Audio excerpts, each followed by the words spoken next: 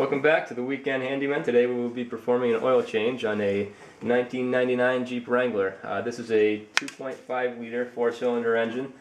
Same general principle applies to pretty much any other oil change out there.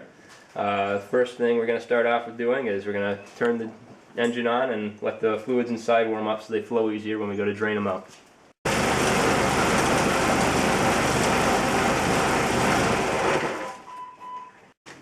Alright, items required for this job. We have a new filter right here. We have 4 quarts of oil, which is what this engine takes. You can find how much it takes either on your owner's manual, at your auto parts store, or maybe on the internet somewhere. We're going to be using a 5/8 inch wrench to pull the oil plug out at the bottom of the oil pan. You may or may not need a oil filter wrench to pull your old oil filter off. And we got a nice 6-quart bucket right here to catch the old oil. Alright, now that we're up underneath the vehicle here, you're going to want to find your oil pan. And there should be a plug on it somewhere, either on the bottom side or on the side like this one is. Now, as I said earlier, this takes a 5/8 inch wrench to break this thing loose. And since you just ran your engine, you want to be very careful because your oil is probably going to be pretty hot. You also want to watch out for the exhaust components that might be hot as well. So when I do this, what I usually do is I'll break it loose with the wrench, then I'll slowly unscrew it and push in against the threads to try to seal the bolt for as long as possible so oil doesn't start leaking out while it's still in the hole. Hold up the oil pan so that as soon as it starts coming out it should catch it. And you want to try not to drop the bolt in the bowl, but if you do, it's not the end of the world.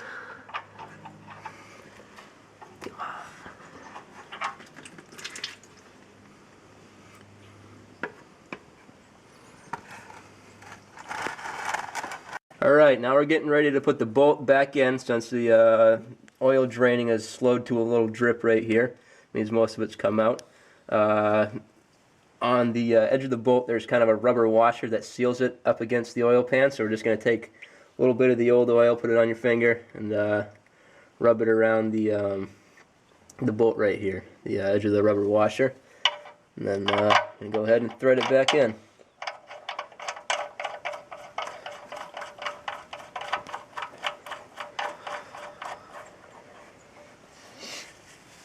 Alright, go. We're going to take the wrench and tighten this back up. If you want specific torque settings, I guess you could get a owner's manual or something, or a repair manual, but I mean, you just kind of want it tight enough so it's not going to fall off, but you don't want to kind of start to strip the threads or anything. Alright, so now we're getting ready to take the oil filter off. You're going to find it on this particular vehicle. It's on the passenger side of the engine here. You can see the white thing right down there. I've tried turning it by hand, but it's just too tight, so I'm going to take the oil filter wrench, loosen it up.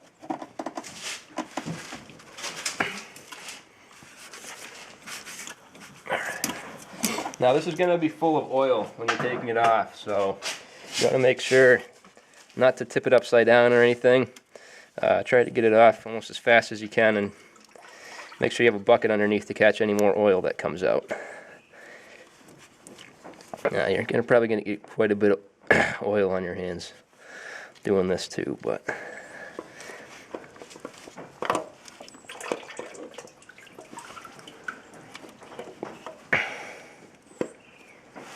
alright, the old filter is out.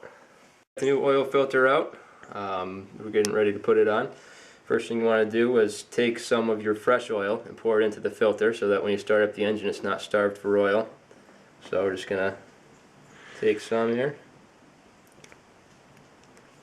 pour it in.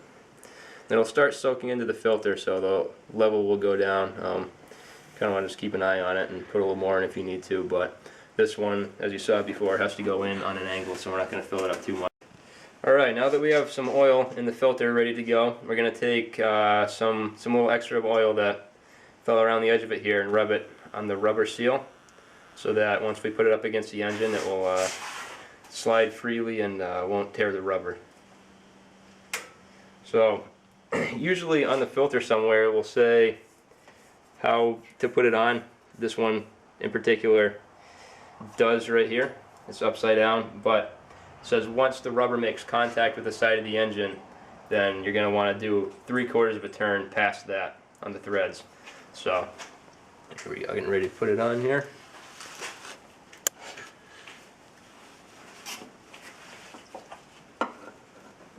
Be careful not to get anything else inside it.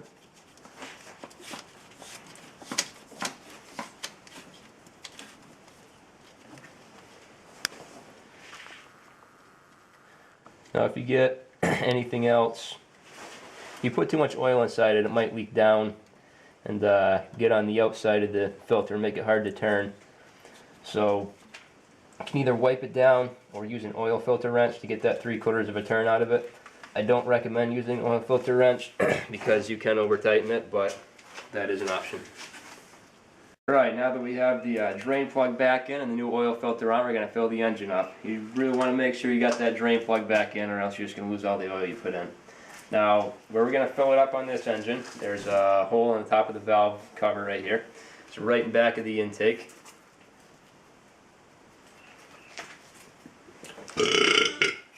So, just pull the little cap off right there.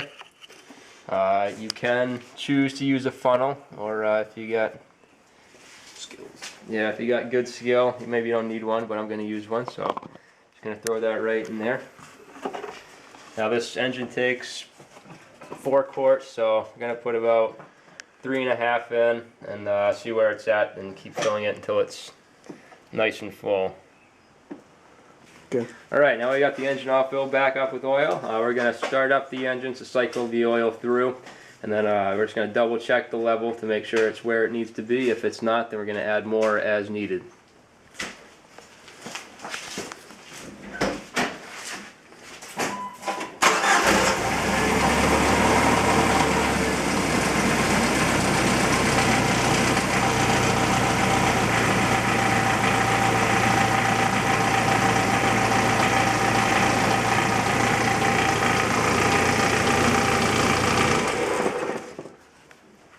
Now that we got the engine all the oil cycled through the engine, we're gonna pull out the dipstick and double check the oil level to make sure it's where it needs to be.